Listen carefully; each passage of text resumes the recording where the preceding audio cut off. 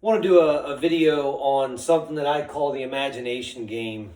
And really, this is the foundation of how I coach and really what brings some of what I do under scrutiny.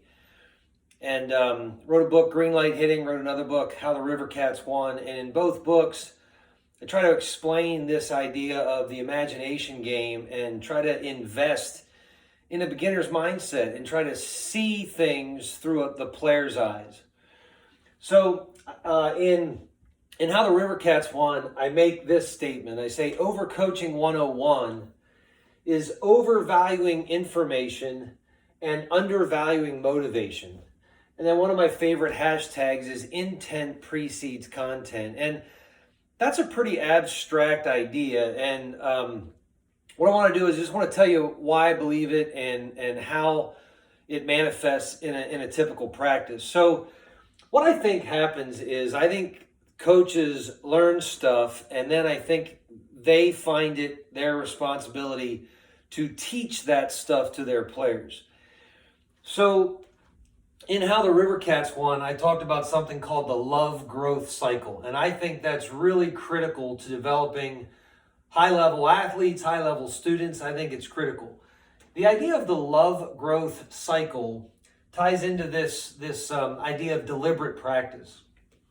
So when we talk about deliberate practice, most coaches have heard that. Most coaches have heard deliberate practice.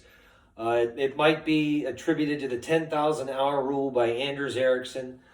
But deliberate practice ties into this idea of growth. And coaches know that they have to grow their player because the challenges get really, really hard. But in today's environment, our athletes aren't permitted to play as much as they used to be. Okay, so now coaches have this responsibility not just to have deliberate practice, but they have this responsibility to have deliberate play and deliberate practice. And I call this the love growth cycle. So most coaches, or I shouldn't say most, I have no idea how many, but I would argue that a typical coach might organize a practice through a content-driven model. And what that means is they chop up their practice into a bunch of different segments, and each segment is designed to grow the athlete. And that's deliberate practice.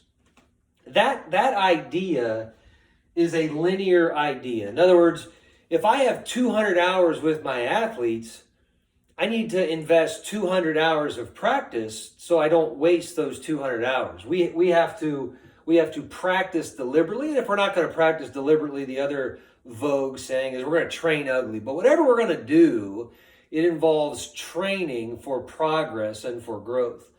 And that's a linear mindset, which means that this moment in time is better than this moment in time, and all progress is linear. That's a content-driven model framed around deliberate practice.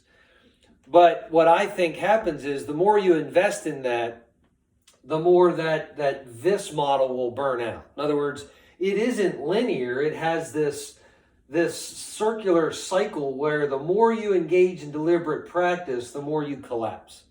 All right, eventually you burn out if all you ever do is train, grow.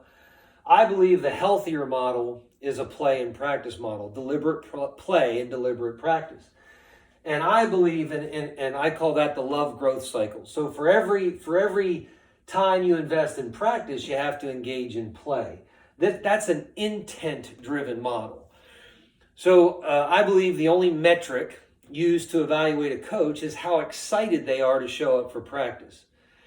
And the reason I believe that is true is because I believe in a player's imagination. I believe that we can hit that 10,000 hour mark with the physical component of actual practice, but also this imagination of dreaming about what you're doing.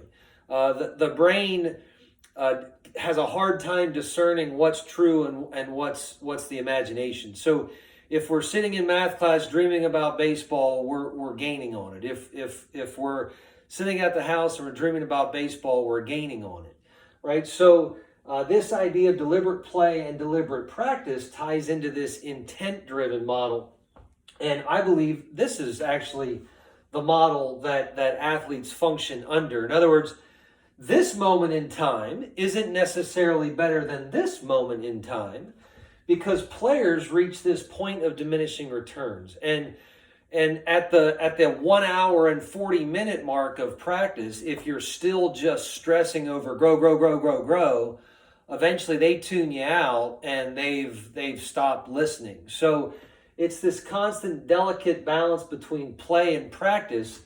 And if you engage in growth, if you engage in deliberate play and deliberate practice, now you have this healthy model where even if you practice less, you get more out of it, right? So I know, 0% of anything is still zero, right? And I guess that's really what I'm interested in is when I have them, I'm willing to engage in play so their practice is more beneficial.